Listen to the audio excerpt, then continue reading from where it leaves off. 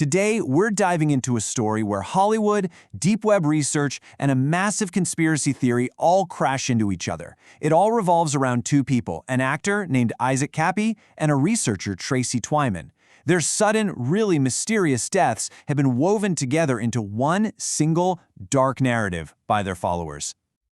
So, back in May of 2019, actor Isaac Kappy, looking really distressed, streamed a video to his followers.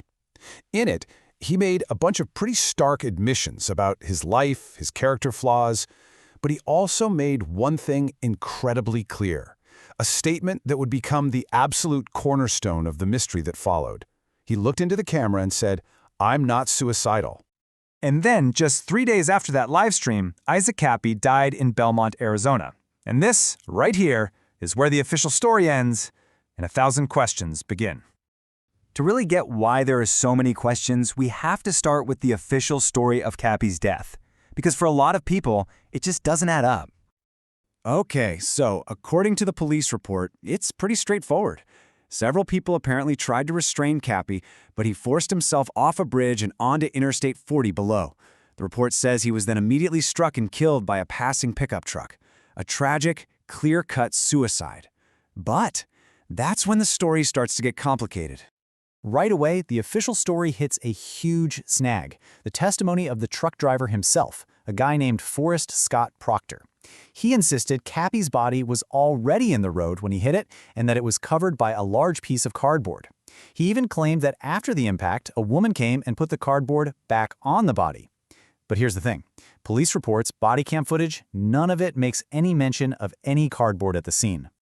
And if that wasn't weird enough, there's another red flag that theorists point to, and this one is in the digital details. If you look at the metadata, the police photos of Kappy's car at the scene were actually time-stamped before his officially recorded time of death.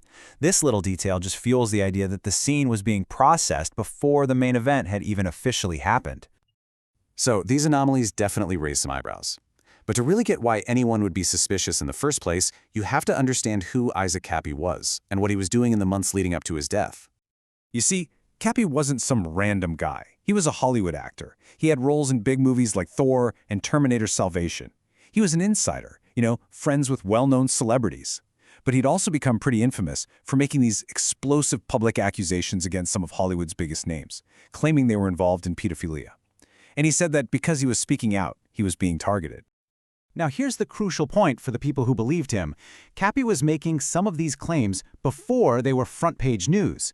He was talking about Jeffrey Epstein before his big arrest, and even named Ghislaine Maxwell's father, Robert Maxwell, as a Mossad agent, a detail that was later backed up by other sources. For his followers, this gave all his other claims a really terrifying ring of credibility. But Kappy's story doesn't exist in a vacuum. To see the whole picture, we need to bring in a second key person, an independent researcher named Tracy Twyman. Just a few weeks before Kappy died, Tracy Twyman was found dead in her garage. Her death was also ruled a suicide. But just like Kappy, she was deep in an investigation of elite trafficking networks, and she absolutely believed she was in danger. Twyman's research was focused on what she called pedagogue. She claims she discovered this whole network of really cryptic YouTube videos that she believed were actually auctions for trafficking children. And she was convinced she had traced the source of these videos to one specific place in Arizona. And that one specific place is what brings both of these stories crashing together. It's a location called Greenleaf Canyon Campgrounds. So according to Twyman's research, this campground, owned by a man named Jamie Moeller, was the absolute epicenter of the trafficking operation she was looking into. She publicly named Moeller as the person behind the videos and also as the source of escalating threats against her life.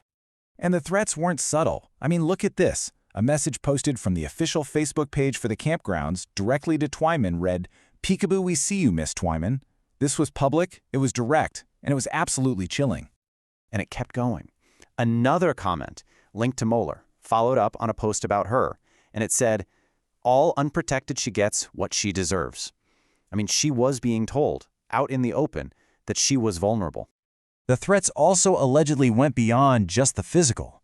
Twyman claimed that in his communications and videos, Moeller would openly brag about being an expert in MK Ultra-style mind control tactics.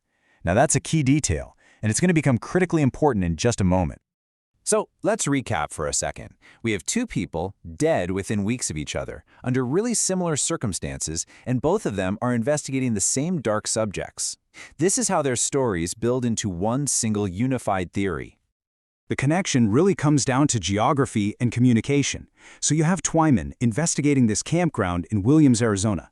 She specifically warns Isaac Kappy about it. Then, on the last day of Kappy's life, his debit card records allegedly show him traveling back and forth between Williams and Belmont. And then he dies in Belmont, just a 1-hour drive from the very campground Twyman warned him about.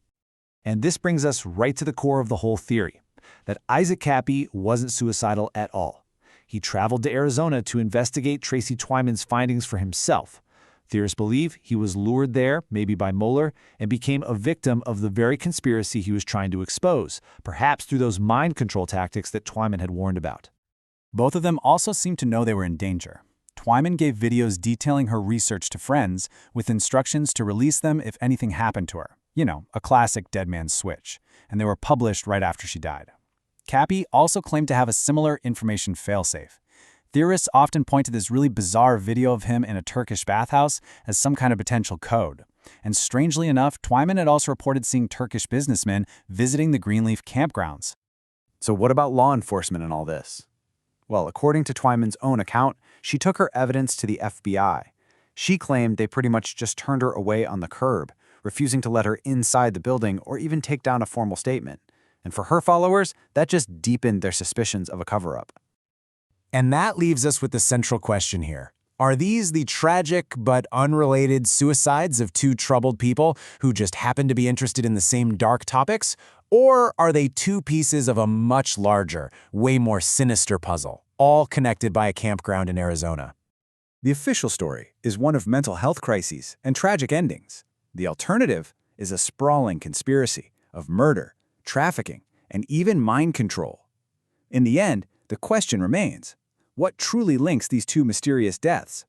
The answers, it seems, depend entirely on who you choose to believe.